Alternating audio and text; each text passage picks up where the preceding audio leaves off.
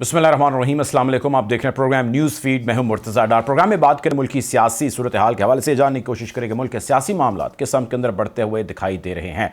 नैब तरमीम का खासा शोर है। इमरान खान साहब की दरख्वास्त भी सुप्रीम कोर्ट में मौजूद है और उसके ऊपर आज भी हेयरिंग हुई है। दरख्वास्त में कहा गया है कि नैब की जितनी भी तरमीम की गई हैं उजलत में की गई हैं और इसके अंदर तमाम कंसर्न स्टेक होल्डर्स को ऑन बोर्ड नहीं लिया गया। और नैब तरमीम जो है इनकी आड़ में तमाम तर वो लोग फ़ायदा उठा रहे हैं जिनकी ज़्यादातर तादाद इस वक्त हुकूमत के अंदर मौजूद है।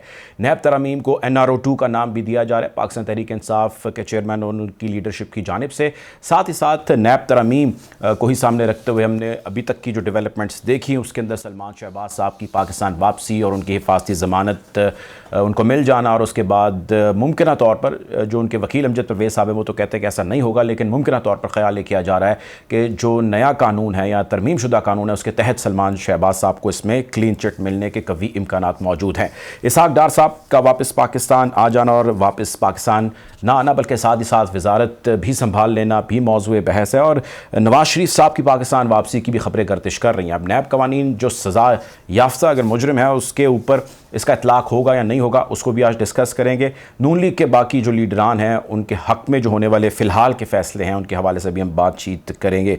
और साथ ही साथ हम ये भी आज जानने की कोशिश करेंगे जो मुल्क की मईशत है, जो मुल्क के माली मामलात हैं। इसहाक डार साहब ने तो मुल्क के डिफ़ॉल्ट ना होने के हवाले से नहीं है, अब वो नवीद है या वो उसके अंदर कोई और फसाना है उसको भी आज डिस्कस करेंगे। गुफ्तगू का बाकायदा आगाज़ करते हैं। प्रोग्राम में मुझे ज्वाइन करें जहांगीर जदून साहब, एडवोकेट जनरल हैं, और साथ ही साथ हमें आलिया हमजा साहिबा ज्वाइन करें, पाकिस्तान तहरीक इंसाफ की रहनुमा हैं। अमीर अब्बास साहब हमें ज्वाइन करें, सीनियर जर्नलिस्ट हैं, एनालिस्ट हैं। आप तीनों मेहमानों का बहुत शुक्रिया। जदून साहब, सर सबसे पहले तो मैं गुफ्तगू का आगाज़ आपसे करना चाहूँगा। मैं चाहता हूँ कि आप बतौर एक्सपर्ट ऑन लॉ हमें थोड़ा सा बताइए कि जो नैब की तरमीम हैं इन तरमीम को आप कैसा देखते हैं और क्या ऐसी तरमीम या ऐसे कवानीन जो हैं, जिस तरह मौजूदा अपोजिशन तो कह रही है कि ये अपनी मर्ज़ी से जो है वो तरमीम की गई ताकि रिलीफ लिया जा सके, इसके लिए इस्तेमाल होने, आपके ख्याल से ऐसा कोई इंटेंट है या नहीं? ऐसी बात नहीं है, नैब की तरमीम जो है for a better cause of the country and for the nation किया गया।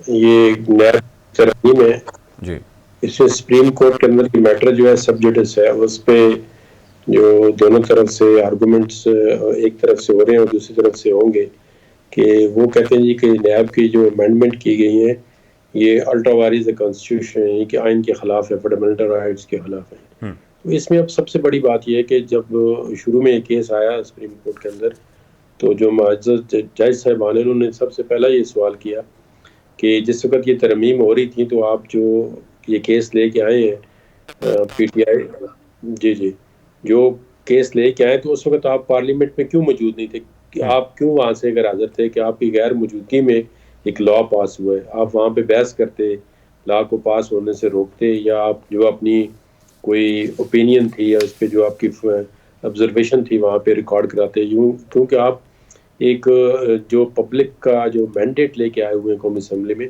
और पब्लिक ने आपको मैंडेट दिया है तो आप कौमी असम्बली से बाहर क्यों हैं? तो इसका सवाल का जवाब उनके पास कोई नहीं था।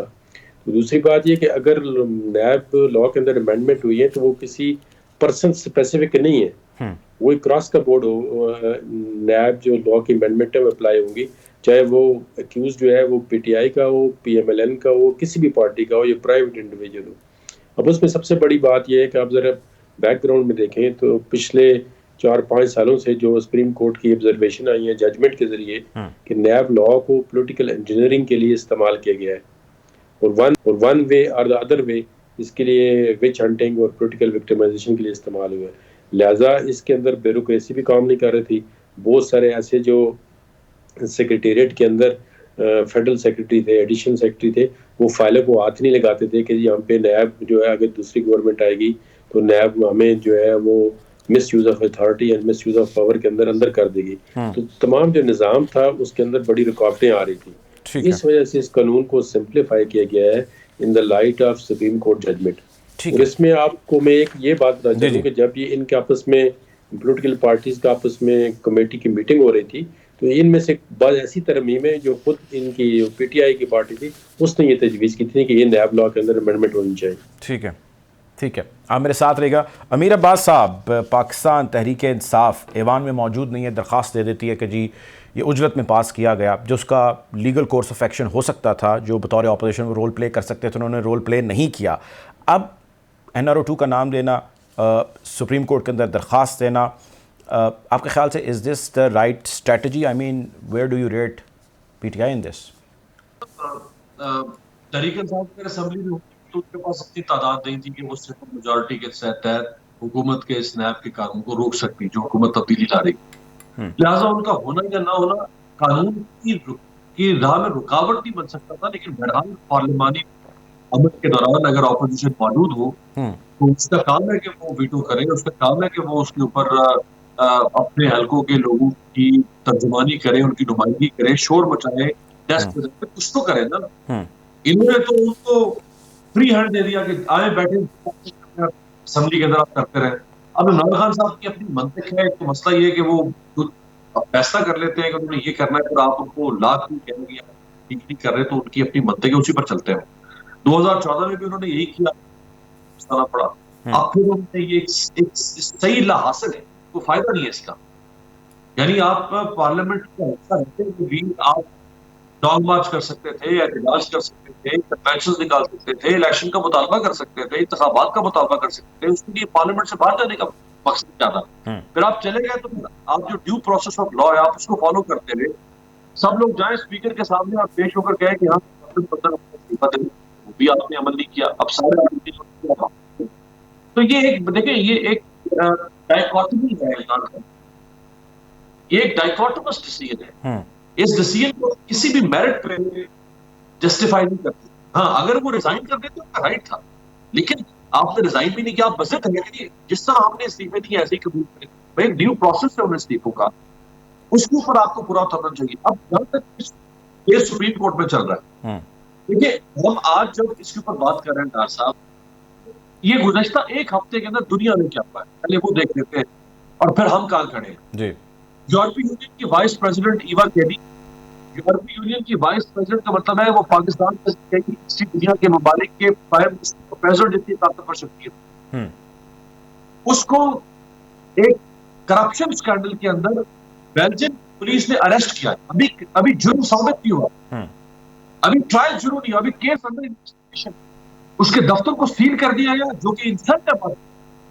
उसका ताल्लुक चूंकि ग्रीस से है, उसकी पार्टी जिस पार्टी से उसका ताल्लुक, उसकी पार्टी ने उसको पार्टी से बरतरफ किया। ये धब्बा है हमारी पार्टी से, करप्शन के ऊपर इल्जाम है, ये अरेस्ट हुआ। उन्होंने ये नहीं कहा कि वोट को इज्जत दो और वोट को इज्जत दो और पूरे वोट लगा पूरा खास पता कर। दूसरी तरफ अर्जेंटाइन की वाइस प्रेसिडेंट क्रिस्टीना फर्डिनेंड, वो अर्जेंटाइन की सदर रही 2007 से 2015 तक। उसका शौहर नेशनल फर्डिनेंड वो सदर रहा अर्जेंटाइन का ताकतवर ताकतवर खातून। करप्शन स्कैंडल $1 बिलियन, 4 दिन पहले 6 साल की सजा, लाइफ टाइम उसको बाहर कर दिया है पॉलिटिक्स से। ये दुनिया में हो रहा है। हमारे यहाँ क्या बयानिया बन रहा है, नैब खत्म कर दो, नैब ये करता है, नैब वो करता है, फलाना कर दो, ढमकाना। मतलब देखिए दुनिया किस सोच रही है, दुनिया किस के अंदर जा रही है, हमारे यहाँ मामला कैसे चल रहे हैं और कैसे होने चाहिए, इस पर भी बात करनी है। मैंने आपसे बहुत सारी चीज़ें और भी जाननी है। आलिया हमजा साहिबा हमारे साथ मौजूद हैं, PTI की सीनियर रहनुमा है। आलिया साहिबा, जिस तरह अमीर अब्बास साहब भी फरमा रहे हैं, एक बड़ा स्ट्रॉन्ग स्कूल ऑफ थॉट है, और वो ये है कि जिस किस्म की दरख्वास्त आपने दी है, इमरान खान साहब ने दी है सुप्रीम कोर्ट के अंदर कि जी ये नैब की तरमीम जो की गई हैं गलत की गई हैं, उजलत में की गई हैं। अब ऐसे और बहुत सारे वेंचर्स हैं, प्लेटफॉर्म्स हैं जिसके ऊपर आप एक टफ टाइम दे सकते थे इस हुकूमत को। आपने वहाँ से भी जो है वो राह जो है वो जुदा कर ली, और अब बल्कि पंजाब और KP असम्बली भी डिसॉल्व करने जा रहे हैं। आपको लगता है कि this is the right strategy? क्योंकि बहुत सारे लोगों का ख्याल है कि no, this is not the right strategy. आपको कोई फ़ायदा सिर्फ पॉलिटिकल शायद फ़ायदा हो रहा हो, लेकिन लीगली फ़ायदा तो बहुत सारी चीज़ें जिसमें आपको नहीं हो रहा, और इवेंचुअली मुल्क को नुकसान हो रहा है। आप इनको रोक सकते थे, नहीं रोक पाए। बिस्मिल्लाहिर्रहमानिर्रहीम, थैंक यू। सबसे पहले तो मैं ये कहूँगी ये इन लोगों का पॉइंट ऑफ व्यू तो हो सकता है, लेकिन जिस तरह से अमीर अब्बास साहब ने बात की थी, मैं तो सिर्फ इतना कहूँगी, क्या हमारे पास वो उस वक्त लेजिस्लेशन रोकने के लिए वो स्ट्रेंथ मौजूद थी कि हम नैब की तरमीम को रोक सकते? नहीं। उन्होंने कहा कि नहीं। पहला सवाल वही मैं बता रही हूँ ना, पहला सवाल तो यही होना चाहिए था कि वो नहीं थी। ठीक है। उसके बाद एक पार्लियामेंट, ऐसी पार्लियामेंट जिस पार्लियामेंट का सिर्फ मकसद ये हो कि अपने लिए, यानी पर्सन स्पेसिफिक, ये जो अभी बात हो रही थी ना कि जो नैब की तरमीम है वो पर्सन स्पेसिफिक नहीं है। मैं अभी वक्फे में अगर मुझे पता होता कि हमने इस पर बात करनी है और मैं उसी पर अभी रिसर्च भी कर रही थी, पर्सन स्पेसिफिक है।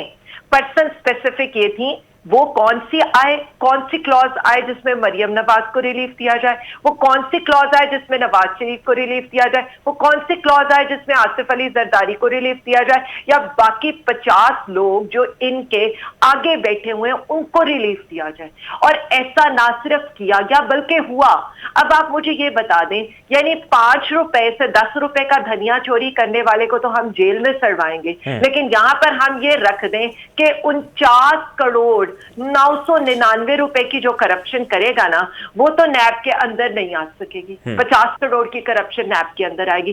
फिर हम ये कहें कि जो ये सारी किकबैक्स लेने वाले, मनी लॉन्ड्रिंग करने वाले, मेट्रो के ऊपर अपने सारे केसेस जो इनके ऊपर आशियाना ले ले, सस्ती रोटी ले ले, क्या क्या इन लोगों ने लूट मार नहीं की है, यानी वो सारे केसेस को आप लपेटें और लपेट कर कभी एलडीए की आग में जला दें, कभी नैब तरामीम के उसमें करके आप इनको सबको माफ करा दें। आप मुझे ये बता दें, इसहाक डार किसके सम्राट हैं, राना सनाउल्लाह किसके सम्राट हैं, शहबाज शरीफ के ये जो जितने भी केसेस माफ हुए ये इन्हीं तरामीम के सम्राट है ना।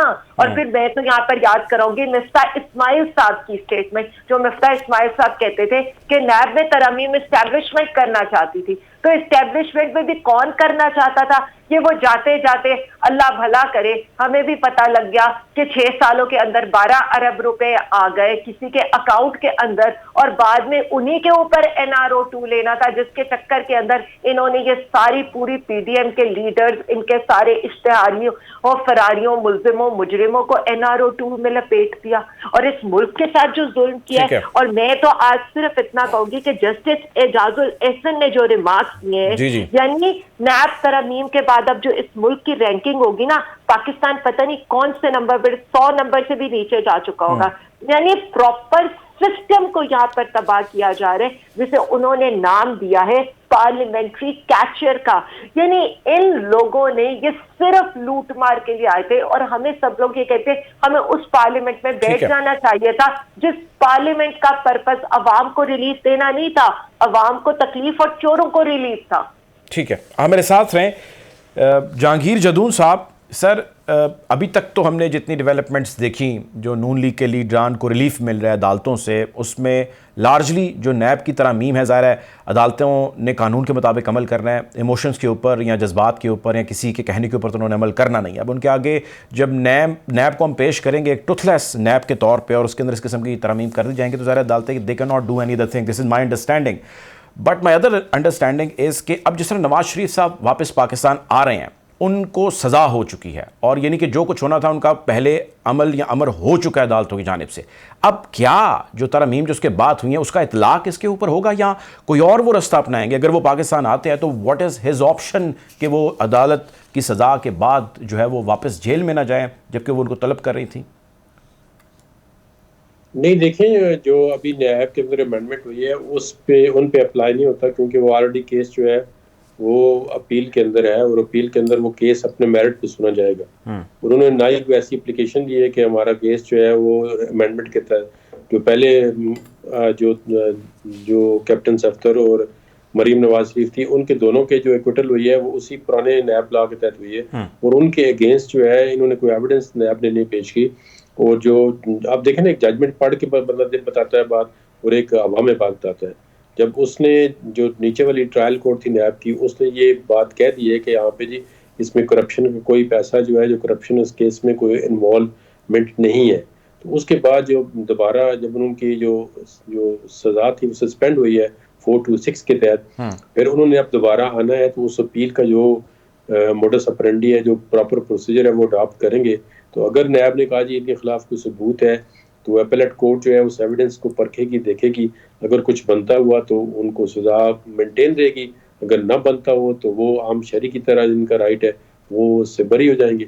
इसमें कोई भी बंदा हो अपील। लेकिन जदून साहब, अब आपको लगता नहीं है कि चलें नैब की नए कवानीन के मुताबिक नवाज शरीफ साहब वाला मामला हैंडल नहीं होगा, जिस तरह मरीम साहिबा का नहीं हुआ, कैप्टन सफदर का नहीं हुआ, लेकिन there is a wind of change तब्दीली की फ़िज़ा है जो कि हक पे जा रही है, ठंडी हवा है जो फ़िज़ा है महसूस हो रही है नून लीग के लीडरान को। आपको लगता है कोई ख़ास वजह है इसकी, या कानून सारे ऑल टुगेदर? उसमें देखो, इस नैब का मेन जो अमेंडमेंट करने का था वो ब्यूरोक्रेसी थी। वो ब्यूरोक्रेसी में पहले कहा है तो कोई प्रोजेक्ट है तो वो काम ही नहीं करते थे।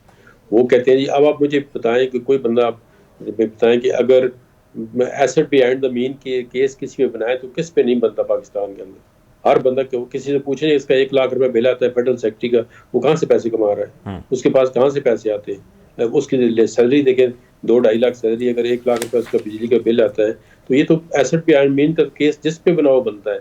तो इसलिए हर बंदा जो है वो इसमें कह रहा था कि इसके अंदर कोई ऐसी अमेंडमेंट हो जो एक प्रोजेक्ट है, जो गवर्नमेंट की मशीनरी है, उसको मतलब अनड्यू हरास न किया जाए।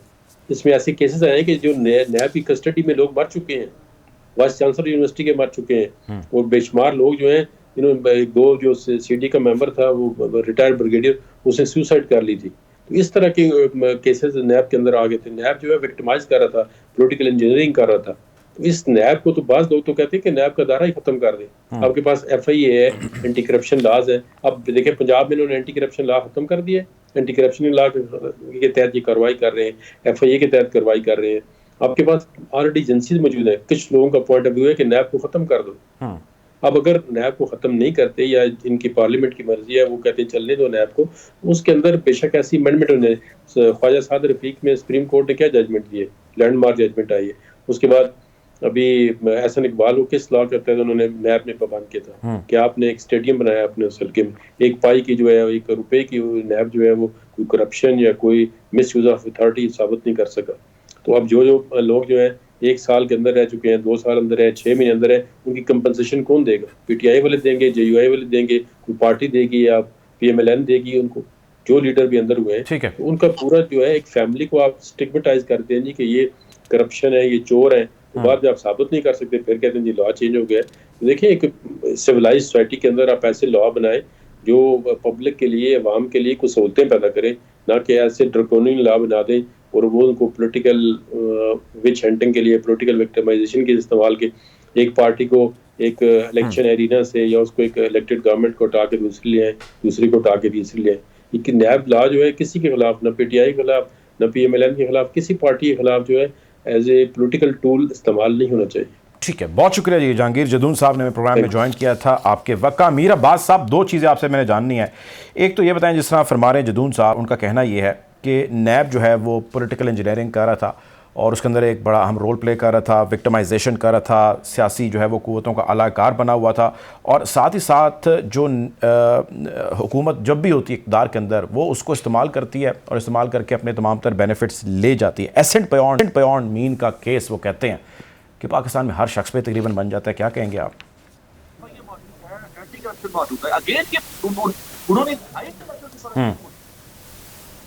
देखिए FIA, अब जदून साहब जो है वो इस्लामाबाद के एडवोकेट जनरल हैं जी। FIA सबऑर्डिनेट है प्राइम मिनिस्टर के। DG FIA की कोई हैसियत औकात नहीं होती मुल्क के वज़ीर आज़म के सामने। With this single stroke of pen prime minister आपका प्रोग्राम खत्म होने से पहले DG FIA को फारिग कर सकता। वो सबसिडियंट है। आप उस DG FIA को कह रहे हैं कि वो सिटिंग प्राइम मिनिस्टर के 16 अरब रुपए के उनके बेटे के मनी लॉन्ड्रिंग के केसेस को इन्वेस्टिगेट करेगा। आप किसको स्टूपिड समझते हैं स्कूल के अंदर? इसके लिए आपको एक इंडिपेंडेंट ऑटोनोमस इदारा चाहिए होता है, जो किसी का सबसर्विएंट ना हो, जो किसी का सबमिसिव ना हो, जो किसी को रिपोर्ट ना करता हो। इसलिए नैब बनाया गया था कि चेयरमैन नैब, प्राइम मिनिस्टर और प्रेसिडेंट किसी को जवाब देने। पॉलिटिकल इंजीनियरिंग का अमीर साहब वो बहुत कहते हैं कि जी बहुत ज़्यादा पॉलिटिकल इंजीनियरिंग के अंदर रोल प्ले किया, बहुत ज़्यादा सियासी केसेस बनाए गए, उसके बारे में क्या कहेंगे? पॉलिटिकल साहब मुझे बताएं कि क्या पुलिस, जितने पुलिस पाकिस्तान में पुलिस मुकाबले करती है, क्या नैब ने उतने जल्दी केसेस बनाए? फिर पुलिस को क्यों नहीं बंद कर देते? इस मुल्क में क्या पटवारी सारा दिन लोगों की जमीनों के इधर से उधर तबादले नहीं करते? जाली फर्दें जारी होती पर पटवार खाने को बंद करता? ये क्या स्टूपिड किस्म की लॉजिक है जो कि कहता है कि वो नैब ने पॉलिटिकल इंजीनियरिंग की, उसको नैब को बंद कर दे। भाई पॉलिटिकल इंजीनियरिंग की है, अच्छा शहबाज शरीफ ने डिलीवर नहीं किया तो शहबाज शरीफ को ही बंद कर देते हैं। इस पीडीएम ने क्या कहा था 8 महीने पहले कि हम आपको ये कर देंगे, वो कर देंगे, फर्म खान बनते थे, इनको पर फारिग पुलिस बनाते हैं। अगर कोई इदारा परफॉर्म नहीं कर रहा तो आप उसके अंदर रिफॉर्म्स लेकर आप उसकी कमजोरियों को दूर करने के लिए निजाम आप बंद कर देते निजाम, बंद कर देना। महकमा हेल्थ काम कर रहा है स्कूल के अंदर, बंद कर दे। महकमा तारीफ काम कर रहा है, बंद कर दे। पार्लियामेंट काम करती है मिलकर बंद कर। सबसे पहले अगर ताले लगाने हैं परफॉर्मेंस के ऊपर तो फिर पार्लियामेंट को ताले लगाने। इसी पार्लियामेंट के फ्लोर पे खड़े होकर उसे गवर्नमेंट का इतिहास, मेरा आपका डालसा भी किसका इतिहास, पीडीएम है ना, करेक्ट। तो वो क्या खड़ा होकर कह रहा है असेंबली के अंदर कि ये पार्लियामेंट जो है, ये हुकूमत जो है, ये तो बिल्कुल इस्टेब्लिशमेंट के सामने लेटी हुई, असेंबली में टकेगा काम नहीं हो रहा। ठीक है, तो फिर पार्लियामेंट बिल्कुल ठीक है, आपका पॉइंट आ गया। मैं आपकी तरफ दोबारा आता हूँ। आलिया साहब, आपकी तरफ आना चाहूँगा। सियासी मकासद के लिए नैब को बहुत ज़्यादा इस्तेमाल किया गया, लोगों को हब्से बेजा में भी रखा गया, कुछ ऐसे वाक़यात भी हो गए जिसमें ख़ुदकुशी समेत नैब की हिरासत के अंदर जो है वो लोगों का जहाँ बक हो जाना जैसी चीज़ें भी हैं। सो नैब बेसिकली जो है वो बहुत सबमिसिव रोल प्ले कर रहा था, और नैब जो है वो पॉलिटिकल इंजीनियरिंग से बढ़ के या पॉलिटिकल विक्टिमाइजेशन से भी बढ़ के आगे जा चुका हुआ था, और ऐसी भी चीज़ें लाई गई थी जिसके तहत लोगों को उठा लिया जाएगा और 2-2, 3-3 महीने उनका पता नहीं होगा वो कहाँ पे, कोई सवाल ही नहीं उनसे पूछ सकता। आपको लगता नहीं है कि थोड़े से ज़रा हार्श थी या सख्ती को मिड में निकलना चाहिए था? देखिए जी, मेरे ख्याल में तो इसका जवाब खान साहब खुद से दे चुके हैं, और खान साहब ने पहले ही बता दिया कि नैब किसके अंडर था। अब तो सारी चीजें मेरे ख्याल में इतनी क्लैरिटी के साथ अवाम के सामने भी आ गई हैं कि ये क्या खेल खेला जा रहा था। नवाज शरीफ साहब जिस तरह से इलाज के बहाने गए थे, वो किसने उनको NRO-2 दिया था, क्या आपको नहीं पता है? या ये जो भी चीजें हो रही थी, आज हमारा तो सवाल ये है कि ANF का DG आए, उससे पूछा जाए आपने 15 किलो हेरोइन पकड़ी थी, अब आपके 2 INF के बंदे जो उस वक्त के गवाह थे अब आकर क्यों मुकर गए? ये सवाल PTI के उससे तो नहीं होना चाहिए, ये तो उन लोगों से होना चाहिए जो नवाब, नहीं सिर्फ एक सेकेंड, जो ना भाई उन्होंने तो कसम इस पे खाई थी ना, जिसने DG ANF ने वहां पर जो है जाकर 15 किलो हीरोइन की बात की थी। बात सारी इतनी है ना, पॉलिटिकल इंजीनियरिंग की बात है। अब आप मुझे ये बता दें, मरियम सफदर का जो केस है उसमें नैब डिसाइड करने वाला कौन है कि उसने उनकी बरियत को सुप्रीम कोर्ट में चैलेंज नहीं करना?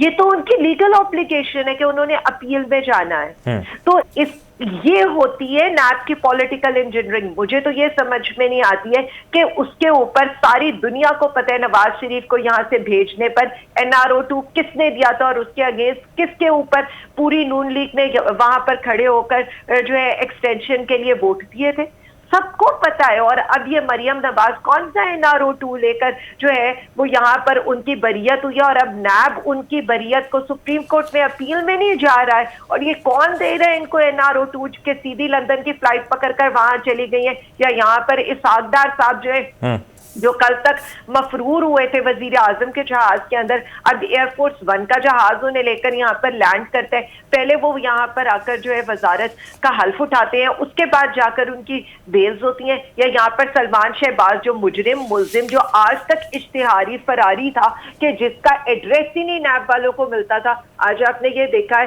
कि वो जो है वो रियासत उसको प्रोटेक्ट करके प्रोटेक्टिव बेल के लिए लेकर जा रही है। मतलब मैं तो ये हैरान हूं, इसको कहते हैं पॉलिटिकल इंजीनियरिंग। इसको कहते हैं कि आज यहाँ पर जो गॉड फादर मफरूर मुजरिम जाली बीमार है, वो पता क्या कह रहे हैं? वो कह रहे हैं कि जी मैं तब आऊंगा इस मुल्क में जब मुझे ये गारंटी दी जाएगी अदालत की तरफ से कि मैं जेल नहीं जाऊंगा। तो मुझे ये बताएं कि जो यहाँ शर्तें रख रहे हैं कि हम फ्लाइट तब पकड़ेंगे जब हमें रिलीफ मिलेगा, तो इससे बढ़ के क्या पॉलिटिकल इंजीनियरिंग हो सकती है? इसको मैं क्या नाम दूं कि यहाँ पर 50 केसेस माफ हो गए हैं। नैब के अंदर एक कमरा खुला हुआ है जिधर धड़ाधड़ NRO-2 दिया जा रहा है, कभी शहबाज शरीफ को, कभी उनके बेटे हमजा शहबाज को, कभी यहाँ पर यूसुफ रजा गिलानी को, कभी स्पीकर नेशनल असेंबली को, सबको एक उन्होंने वो रखा हुआ है, क्या उसको बोलेंगे, आबे जमजम रखा हुआ है कि जिससे जाकर सारे ड्राई क्लीन होकर सारे नैब के केसेस माफ हो रहे हैं। ये अवाम के साथ जुल्म है। यहाँ पर बात इतनी सी करनी चाहिए कि यहाँ पर लिख रहा है फाइनेंस मिनिस्ट्री को, मिनिस्ट्री ऑफ हेल्थ के जी अद्वियात का जी करेक्ट, बिल्कुल उन्होंने लेटर लिखा, काफी शोर है उसके ऊपर। उन्होंने लेटर लिखा है यहाँ पर। दूसरा, फाइनेंस मिनिस्ट्री को 50 मिशन इस वक्त लिख रहे हैं कि हमारे पास अपने लोगों को देने के लिए पैसे नहीं है, तनख्वाहें नहीं है, हम यूटिलिटी बिल नहीं दे सकते। और वहां पर हम ये देख रहे हैं कि 36वें दौरे के ऊपर हमारी इंटरनी वजीर खारजा 7 दिन के ट्रिप के ऊपर अमेरिका पहुंच गए और पहले ही उनके खर्चे जो है 1 अरब 75 करोड़ तक पहुंच गए। ये सारी पॉलिटिकल इंजीनियरिंग है, बिल्कुल ठीक है जो इस अवाम को इन सब लोगों ने मिलकर बिल्कुल ठीक है। आलिया हमजा साहबा, बहुत शुक्रिया आपने प्रोग्राम के लिए वक्त निकाला। मीर अब्बास साहब, मामलात पे मैंने आपसे अभी तफसीली बात करनी है, हमारे साथ रहिएगा।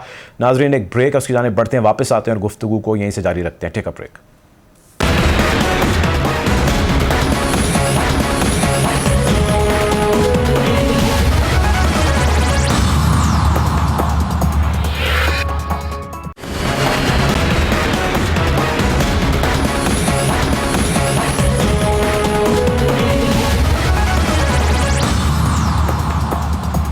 Welcome back after the break. Programme में मेरे साथ मौजूद हैं मीर अब्बास साहब और मुझे ज्वाइन किया है मोहसिन रज़ा साहब ने, सीनियर जर्नलिस्ट हैं, एनालिस्ट हैं। Welcome to the show Mohsin sahab. Mohsin साहब, मौजूदा हुकूमत जो है वो कहती है अपनी मुद्दत वो पूरी करेगी और इसका आइनी हक है, लेकिन मौजूदा हुकूमत को लेकर बहुत सारे गिले तो हैं, उन्हीं में एक अवामी गिला भी है और वो है महंगाई। आप हमें थोड़ा सा अगर बता सकें, लोगों की रहनुमाई कर सकें कि ये हुकूमत जिसने वादा किया था लोगों से, महंगाई मार्च में निकाले थे, कहा था कि हम आपके हालात जो है वो बदलेंगे, ये किस समत के अंदर बढ़ रहे हैं? और जो कुछ भी इस वक्त इंडिकेटर्स बता रहे हैं, कहीं डिफ़ॉल्ट की बात हो रही है, कहीं पर उसको रिजेक्ट किया जा रहा है, आप कैसे देखते हैं इसको? मैं समझता हूँ कि जो वादे हुकूमत ने किए थे उनमें से वो एक भी पूरा नहीं कर सकी। नहीं वो महंगाई को ख़त्म कर सकी है, ना ही डॉलर को काबू में कर सकी है। बहाने तो उनके पास बेशुमार होंगे और जवाब भी वो घर लेंगे, लेकिन हकीकत में ये बात है कि एक वजीर खजाना की कुर्बानी देने के बाद भी उन्हें ये अभी तक मईशत ना तो उससे संभल सकी है और ना ही वो कोई ऐसा आइंदा का लाए अमल पेश कर सके हैं जिसमें वो बताएंगे मईशत संभल जाएगी। इसी तरह हम देखते हैं कि ना मईशत संभल रही है ना सियासत संभल रही है, लेकिन इतना हुआ है कि नए आर्मी चीफ के आने के बाद कुछ चीजें सियासी तौर पे जो थी वो कुछ काबू में आई हैं और इस हुकूमत को अभी हौसला मिला है। तभी सलमान शहबाज भी वापस आ गए और उनके केस भी अदालत में लगे। राना सुलाला के खिलाफ भी जो मुकदमा था उसका भी फैसला हो गया। लगता है कि अब फिजा जो है इस हुकूमत के सियासी तौर पे तो हक पे हो गई है, लेकिन माशी तौर पर कुछ भी अभी नहीं कर सके। लेकिन तो सर माशी मामलात का फिर क्या बनेगा? लोग तो बड़े बुरे हालात में और हर गुजरते दिन के साथ लोगों का जीना बड़ा मुश्किल होता जा रहा है। What is the way out? देखें, जो समझते थे अपने आप को बहुत बड़ा जुकादरी इस्तार साहब, और उन्होंने अपनी पार्टी के वजीर खजाना को कानर कर दिया और उन्हें बिल्कुल मंजर से गायब कर दिया, और बल्कि उनके खिलाफ वो बातें भी करते हैं। तो सरदार साहब जो है पहले तो उन्होंने बहुत अच्छे काम किए थे और डॉलर को भी काबू में रखा था और मीशत को भी संभाला था, लेकिन अब पता नहीं क्या बन जाए कि ना उनसे मीशत संभल रही है ना डॉलर संभल रहा है। और वो मेरा ख्याल है कि हुकूमत का भी बेअमली जो है वो भी सामने है। हुकूमत ने भी कोई काम सियासी इस्तेकाम के लिए और माशी इस्तेकाम के लिए अभी तक कुछ नहीं किया। शायद ये बाजार की मुनाफकत की वजह से हुकूमत जो थी वो 8 महीने तक कोई काम नहीं कर सकी। हमने देखा है कि बाजवा साहब ने इस हुकूमत को लाने में, इमरान की हुकूमत को लाने में भी और इस हुकूमत को लाने में भी अहम रोल अदा किया, लेकिन मुनाफकत की वजह से वो जो थे पंजाब की हुकूमत कैसे आई और किस तरह आई, ये भी अभी तक सवाल है। और इसी से लगता है कि लेकिन इसके ऊपर उन्होंने कह दिया था कि जी सियासत से अब हमारा जो है वो ताल्लुक नहीं है। तकरीबन 1.5 साल पहले जैसा उन्होंने ऐसा बयान किया जिसमें उन्होंने कहा कि हमने ये तय कर लिया है कि अब फ़ौज का जो है वो सियासत के अंदर रोल नहीं होगा। मैं इसके हवाले से आपसे बात करता हूँ।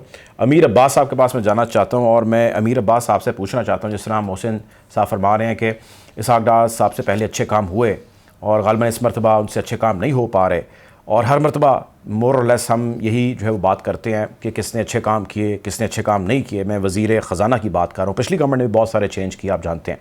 अवाम क्या करें ये तो बताएं ना, लोग क्या करें, उनका क्या लेना देना, कौन वज़ीर है मुशीर है, वो घर से आटा दूध दही डबल रोटी अंडे दाल सब्ज़ी लेने निकलते हैं तो आगे उनका जिस पहाड़ से सामना होता है पिसते चले जा रहे हैं। जी, असल सवाल तो यही है ना डार साहब के इसहाक डार साहब नून लीग के एडम स्मिथ है या मिफ्ता इस्माइल एडम स्मिथ है या किसी और को लेकर आते हैं, तो लोगों को तो इससे कोई गर्ज नहीं है। वो जितने बड़े मुआशी अफलातून हो या सुकरात हो, लोगों को तो एक आम आदमी को अपनी जिंदगी में खातिर खा तब्दीली चाहिए।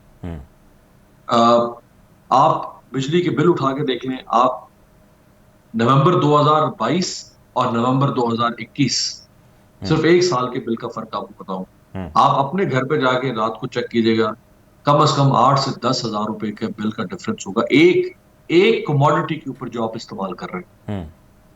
गैस है, दवा है, तालीम है, स्कूलों ने फीसें बढ़ा दी है, सब्जी गोश्त ग्रोसरी, कोई चीज ऐसी नहीं है जो रोजमर्रा के इस्तेमाल की है कि जो आम आदमी तो अब छोड़ दें, middle class upper middle class आदमी, उनकी चीखें निकल गई है। वो जो एक सफेद पोश तबका था माशरे के अंदर जो अपनी इज्जत बचा के, अपना दामन बचा के, अपना भरम बचा के, अपने रस्म और रवाज चला रहा था, अपना को गुजारा कर रहा था, उसकी चीखें निकल गई हैं।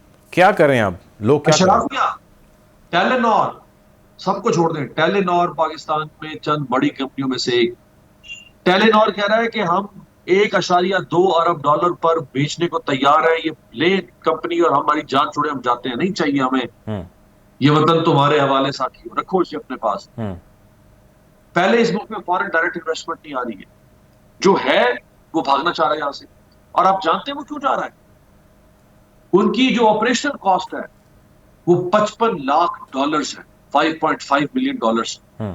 उस ऑपरेशनल कॉस्ट में जो सबसे बड़ी कॉस्ट है जिसकी वजह से वो भाग रहे हैं वो है 1.7 मिलियन डॉलर, 17 लाख डॉलर, जो कि बिजली का बिल है टेलेनॉर का, 17 लाख डॉलर। को गजब था।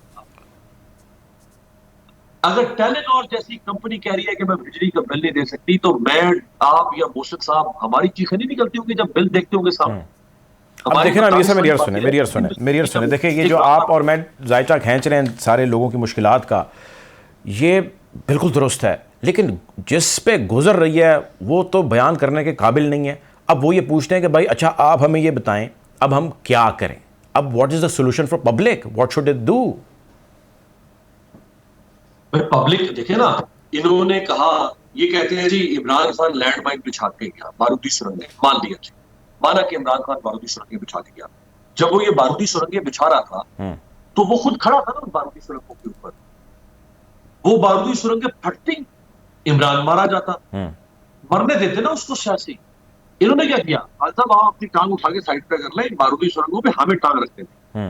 आपने पंगा लिया, अब भुगते, अब जवाब दें। कोई उसूल तय करना पड़ेगा ना इस मुल्क के अंदर, तनकीद का भी या तारीफ का भी। इमरान खान जवाब दे अपने दौर का, उसके 3.5 साल के ऊपर आप प्रोग्राम करें, उसको उसके बखिए उधेड़ दें उसने क्या किया। ये तो कोई उसूल ना हुआ कि इमरान खान हुकूमत में है तो भी वो जवाब दे, इमरान खान ऑपोजिशन में है तो भी वो जवाब दे। नून लीग ऑपोजिशन में है, जवाब दे इमरान खान, नून लीग हुकूमत में है, जवाब दे इमरान खान। यार ये क्या उसूल हुआ?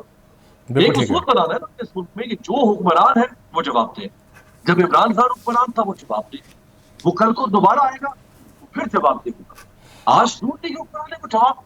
अच्छा 8.5 महीने हो गए इस हुकूमत को। एक होता है हनीमून पीरियड जो 1 महीने से लेकर 3 महीने तक का होता है, वो भी गुजर गया। 8.5 महीने हो गए और मजे हुए लोग थे यार। 3.5 साल पहले तक तो आप हुक्मरान थे इस मुल्क के, ठीक है। 3.5 साल तक तो आपको इतना बड़ा वक्फा आ गया, 20 साल का आपकी पॉलिसीज का, इतनी जो आपकी तुरम खान पॉलिसीज थी, तो 3.5 साल के वक्फे के बाद उन पॉलिसी को जारी रख लेते। फिर आप नहीं जानता आप भी जानते थे कि यूक्रेन की जंग छिड़ चुकी है जब वोट ऑफ नो कॉन्फिडेंस आई। आप भी जानते थे कि इंटरनेशनल मार्केट में कमोडिटीज की प्राइसेस स्काई रॉकेट हो रही हैं। आप भी जानते थे कि इमरान खान अनपॉपुलर और मुल्क के अंदर मुल्क को मसाइल की आवाजगाह बना के गया। आप भी जानते थे कि सिविल मिलिट्री रिलेशनशिप डिस्टर्ब हो चुके हुए, फिर आपने क्यों पंगा लिया? ठीक है, बिल्कुल ठीक है, बिल्कुल ठीक है, बिल्कुल आपका पॉइंट आ गया। मेरे साथ रहे मोहसिन साहब। सर ये फरमाइएगा कि एक तो पाकिस्तान तहरीक इंसाफ की लीडरशिप कहती है, लेकिन एक बहस है और इसका जिक्र सोशल मीडिया समेत मुख्तलिफ अखबारात और कॉलम्स इदारियों के अंदर भी होता है। वो ये है कि ये जिस तरह फरमा रहे अमीर अब्बास साहब के उन्होंने लैंड माइन के ऊपर ख़ुद ही पैर रखे और आ बैल मुझे मारवली पे ये आके बैठ गए या उन्होंने उस अप्रोच को अडॉप्ट किया, तो लोग कहते हैं नहीं, उस अप्रोच को इन्होंने अडॉप्ट किया अपने अगराज़ व मकासद हासिल करने के लिए, और जिसका हवाला जो है वो नैब तरमीम की सूरत में FIA और जो भी चीज़ें उन्होंने की उसकी सूरत में दिया जाता है। आपके ख्याल से ऐसा नहीं था, ये करना ज़रूरी था? या अगर ये ज़रूरी नहीं था ऐसा करना तो फिर क्या फ़ायदा हुआ नून लीग को? उनकी तो सियासी या बाकी इत्तेहादी जमातों की तो सियासी मौत ही कहेंगे कि जी जिस किस्म की उनको इस वक्त रिएक्शन का सामना है पब्लिक के। देखिए, नून लीग ने और उनके इत्तेहादियों ने जो फैसला किया, ये बात जानते हुए किया कि अगर इमरान खान अपना नया आर्मी चीफ जो है अपनी मर्जी का लेके आ गए और दांतें बनवा के इन सबको नहल करा दे दिया, तो ये तो 10-15 साल के लिए बिल्कुल सीन से गायब हो जाएंगे। तो ये बात जो थी ये उनके लिए अलार्मिंग थी और उन्होंने फैसला किया और इसमें फौजी क़यादत जो थी उनके साथ शामिल रही और उसने उनको राज़ी किया और राज़ी इस बात पे किया कि उनका साथ दें और पाकिस्तान में रिजीम चेंज करें और नहीं तो आपके लिए भी अन्य खतरात है। इन्हीं खतरात को देखते हुए खुर्रम दस्तगीर खान ने भी यही बात की थी कि हमें ये मालूम था। और देखें, इन सब जो हम तनकीद कर रहे हैं कि ये हुकूमत रिलीफ नहीं दे सकी, कीमतें कम नहीं कर सकी और लोगों के लिए जो वादे किए थे वो पूरे नहीं कर सके, लेकिन इसके बावजूद ये आर्मी चीफ लाने में तो कामयाब हुए, बाजवा को हटाने में कामयाब हुए। बाजवा साहब एक्सटेंशन चाहते थे और इमरान खान ने भी उन्हें पेशकश कर दी थी, लेकिन ये काम तो उन्होंने किया कि आर्मी चीफ को हटाया। लेकिन सर उसके साथ साथ उन्होंने और भी तो काम किए जिसके बारे में चाहता हूँ आप हमें बताएं। नैब तरमीम, FIA, ओवरसीज पाकिस्तान वोट, उसके बारे में आपकी क्या ओपिनियन है सर? नैब तरमीम तो अभी सुप्रीम कोर्ट में वो केस मौजूद है, इमरान खान और आज चीफ जस्टिस ने भी जो रिमार्क्स दिए हैं उससे लगता है कि ये कोई हतमी अभी तक बात नहीं है। नैब तरमीम तो किसी वक्त सुप्रीम कोर्ट वापस कर सकती है और आज तो उन्होंने वाज़ेह तौर पे कहा है कि इस रेमेडी जब पूरी नहीं है तो ये तरमीम कैसे हो सकती है। तो ये केस तो भी सुप्रीम कोर्ट में है, यानी इसके चांसेस मौजूद है कि वापस हो जाएगी और जितने लोग इस वक्त घूम रहे हैं या किसी मनसब पर बैठे हैं उनको गिरफ्तार कर लिया जाएगा मुल्क में और बाहर भी नहीं जाने दिया जाएगा। देखें आज फवाद हसन फवाद ने जो ऐसा का केस उन पे है, उन्होंने वाज़ेह तौर पे उसमें कहा है कि मुझे नई तरमीम के तहत कोई रियायत नहीं चाहिए और मैं चाहता हूँ कि मुझे साबका कानून के तहत मेरा केस चलाया जाए। तो जो लोग समझदार हैं और जो समझते हैं आने वाले हालात को, वो तो साबका कानून के तहत ही अपने केसों को चला रहे हैं। लेकिन कुछ लोग ऐसे भी हैं जो कि नए तरमीम से फायदे उठा रहे हैं। करेक्ट, ठीक है, बिल्कुल ठीक है जी, आपका पॉइंट ऑफ व्यू आ गया। बहुत शुक्रिया जी, हमें प्रोग्राम में ज्वाइन किया रज़ा साहब ने, हमें प्रोग्राम में ज्वाइन किया अमीर अब्बास साहब ने। नाज़रीन, हालात हाज़रा से आपको यूं ही आगाह रखेंगे। प्रोग्राम का वक्त खत्म हो जाता है। अब तक के लिए इतना ही। अपना ख्याल रखिए। अल्लाह हाफ़िज़।